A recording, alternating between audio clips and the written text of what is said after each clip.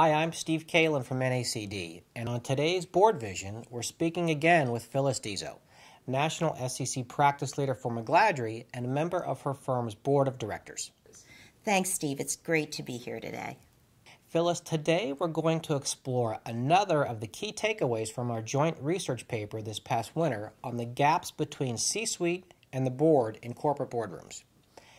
After speaking with both directors and C-suite officers of public companies over a series of dinners, we isolated a key issue found in most every boardroom: asymmetric information risk. In a nutshell, we're referring to the problems that arise when management is the primary source of information for boards, although boards are tasked with overseeing strategic decisions these companies make. You know, the topic of asymmetric information has been around for a while, but its effect on corporate governance is directly proportional to the increasing number of independent directors. While the independent director is desirable from an oversight and regulatory perspective, there's generally an inherent absence of company-specific knowledge and perhaps even industry knowledge. Management understands the business, and this immediately creates asymmetry. The board and management have unequal knowledge levels when it comes to the company's operations, financial information, strategy, and risk. Essentially, management should be directed to prepare what the board wants and would find most effective. Can you give us some examples of what boards want compared to what they typically receive? Absolutely. Management should spend minimal time displaying results versus budget. In fact, this can be done with pre-read materials to the board.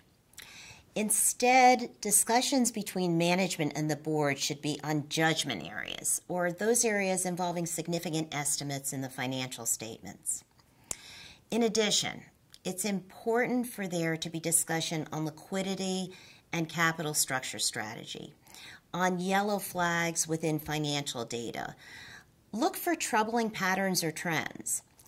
This approach can provide for a very interactive discussion with management. That's exactly what a board meeting should be, and one way to overcome the asymmetric information gap. So what about asymmetric information in risk heat maps or D&O liability discussions or even CEO succession candidates? That's a great question, Steve. For starters, boards need an environment where they can challenge the assumptions made by management in all of these areas. We've probably all been in board meetings when a colorful and seemingly very complicated slide is presented that depicts risk or strategy or any number of other important topics. While I am not minimizing the role of these graphic representations, it's important to go beyond the graphics. It's important we all understand asymmetric information risk is very high when marketplace assumptions are pivotal to a strategy. So this means directors should delve into management's models and assumptions. Likewise, what are management's assumptions about necessary future CEO traits based on the company's strategic plan? It is this type of dialogue that mitigates asymmetric information risk. How can directors work together to guard against this?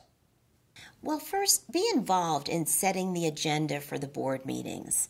The lead director or non-executive chairman needs to be effective in getting management to prepare information the board wants, not information that management wants to present. There is strength in numbers here. Phyllis, thanks so much for your insight here on asymmetric information risk. Steve, thank you for having me. It's been a pleasure. Helping us point out the perils of this very common practice and offering guidance for boards on how to combat this. We hope directors are able to come together on this idea of questioning the information management provides them, then directing management to provide the exceptions or abnormalities and judgment calls. This will really help boards be more effective in their oversight role. Thanks again, Phyllis, and on behalf of NACD, I'm Steve Kalan, and this is BoardVision.